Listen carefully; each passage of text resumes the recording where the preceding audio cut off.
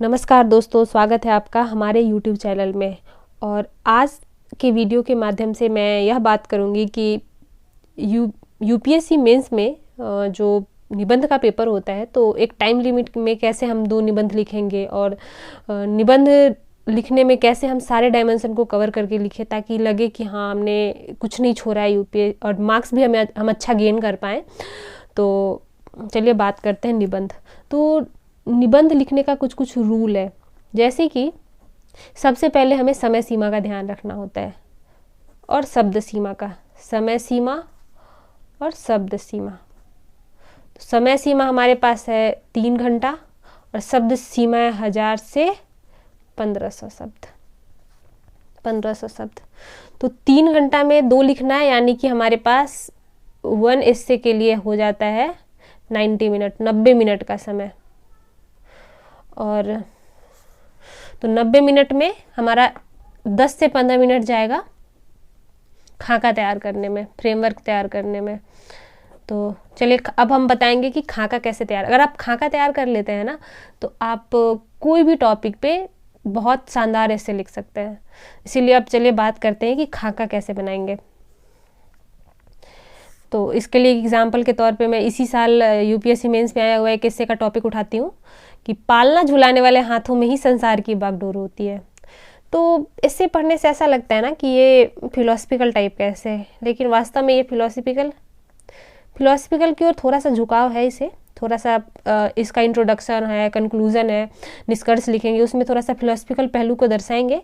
लेकिन ये वास्तव में ऐसा लग रहा है कि ये महिलाओं से संबंधित है।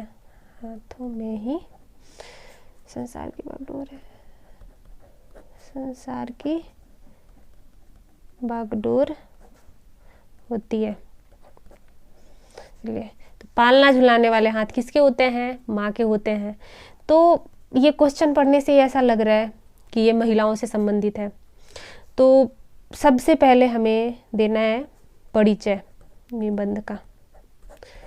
परिचय 50 से 70 शब्द में दे सकते हैं।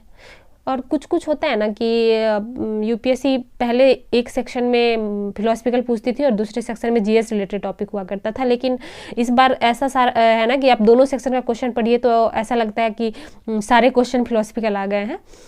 तो फिलोसफिकल क्वेश्चन का सबसे अच्छा निबंध का ये होता है ना कि आपको अगर टॉपिक से रिलेटेड कोई कहानी याद आ जाता है तो आप उस कहानी के थ्रू अच्छे से इंट्रोडक्शन दे सकते हैं। तो इस हिस्से से तो मैं कुछ ऐसा नहीं लग रहा कि कहानी से मैं इसका परिचय दूं।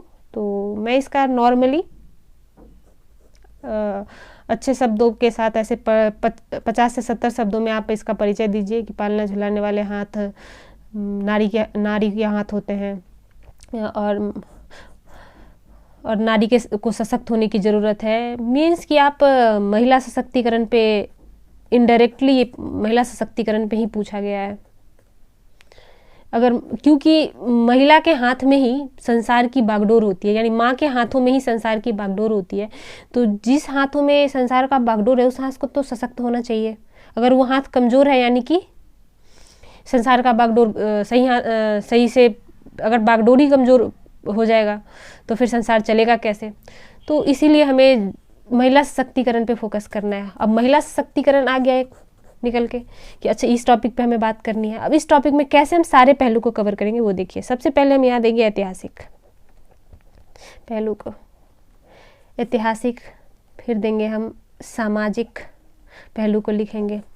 फिर सामाजिक पहलू के बाद राजनीतिक पहलू के बाद लिख सकते हैं न्यायिक के बाद सैन्य,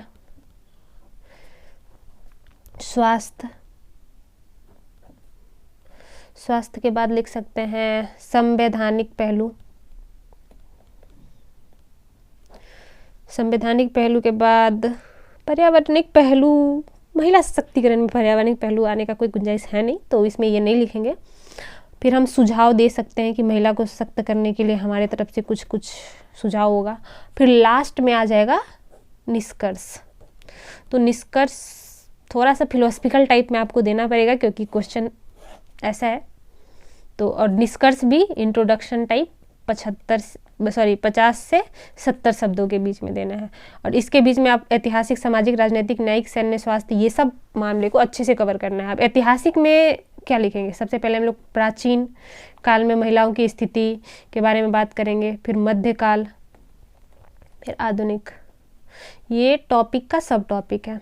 इससे क्या होगा ना, आप खाका तैयार कर लेंगे तो आप अरेंज वे में लिख पाएंगे। सबसे पहले आप इंट्रोडक्शन देंगे, इंट्रोडक्शन में सबसे पहले प्राचीन काल के बाद बताएंगे, मध्यकाल, आधुनिक काल, फिर सामाजिक पहलू पे आएंगे तो महिलाओं की परिवार में क्या वैल्यू है, समाज में कैसे लोग उनके साथ ट्रीट करते हैं, फिर वैश्विक स्तर पे महिलाओं की क्या भागीदारी है, उसके बारे में बात कर सकते हैं। और हाँ, जब भी आप कोई भी लिखे ना, तो अगर आपको अगर पॉइंट मिले तो निगेटिव और पॉजिटिव दोनों पॉइंट लिखना है, ताकि क्या होता है ना कि शब्दों के बीच में ना संतुलन बना हुआ रहेगा। राजनीतिक पहलू लिखेंगे तो राजनीतिक में जैसे संसद भवन में महिलाओं की भागीदारी 10% है, ये हम लोग मेंशन कर देंगे।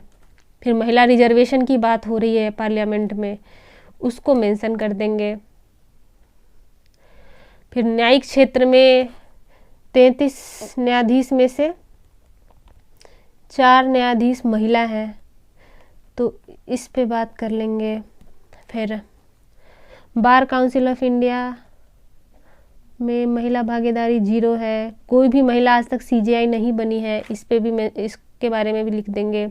सैन्य क्षेत्र में अब महिलाओं की भागीदारी होने लगी है, तो वो भी लिख देंगे कि सैन्य क्षेत्र में नौसेना में भी अब महिलाएं जाने लगी है, वायुसेना में भी महिलाएं अब पायलट बनने लगी हैं, थल सेना NDA में भी अब पहले महिलाएं नहीं जाती थी, अब इस साल से महिलाओं को परमिशन मिल गया है।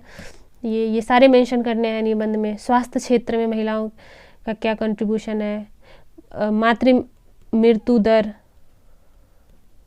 बाल मृत्यु दर,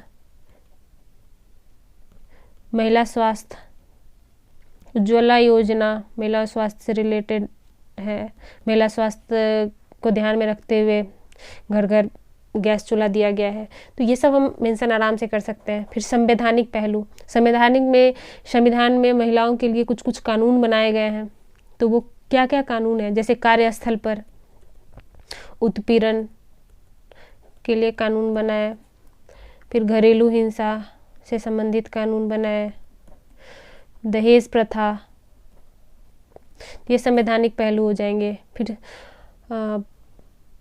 हम स्कीम का भी मेंशन कर सकते हैं, सरकार द्वारा एक और पहलू लिख सकते हैं, गवर्नमेंट द्वारा क्या क्या स्टेप उठाया गया है, गवर्नमेंट द्वारा स्टेप जो उठाया गया वो हम लिख कर देंगे। सरकार ने महिलाओं को सशक्त करने के लिए क्या क्या कदम उठाए हैं। फिर आप सुझाव में कुछ 4-5 पॉइंट लिख सकते हैं सुझाव के, जैसे महिलाओं को सशक्त करने के लिए जो आरक्षण की मांग हो रही है उसका बिल पारित किया जाए। पंचायती राज का एक उदाहरण देते हुए बताना है, जैसे पंचायती राज व्यवस्था में किया गया है। फिर मॉडल महिलाओं को ज़मीनी स्तर पे हक दे करके एक मॉडल गांव की तरह एग्जाम्पल सेट करना है। और भी बहुत सारा सुझाव हो सकता है, आपका अपना भी सुझाव कुछ हो सकता है, वो भी आप डाल सकते हैं। फिर लास्ट में आप निष्कर्ष दे सकते हैं, फिर आपका तैयार हो जाएगा इससे। देखिए, और जब इस तरीके से हमारा तैयार हो जाता है ना खाका, उसके बाद जब हम ऐसे लिखना स्टार्ट करते हैं तो हमें परेशानी इन चीज़ों का नहीं होता है ना कि हमें कौन से शब्द कैसे लिखने हैं। आराम से हम परिचय देंगे, परिचय देने के बाद ऐतिहासिक में प्राचीन, मध्य, आधुनिक, सामाजिक, मतलब लाइन वाइज अरेंज्ड वे में हम सारे एस्पेक्ट को कवर करते हुए लास्ट में निष्कर्ष देके ख़त्म करेंगे अपने एस्से को। तो ये हमारा परफेक्ट एस्से हो जाएगा। और एस्से पढ़ने के बाद कोई नहीं आपके एस्से को बोलेगा कि आपने किसी एस्पेक्ट को, किसी एंगल को छोड़ा है। तो मेरी यही सलाह है कि जब भी आप एस्से लिखें तो सबसे पहले खाका तैयार करें, ये बहुत इंपॉर्टेंट है एस्से लिखने के लिए। और धन्यवाद।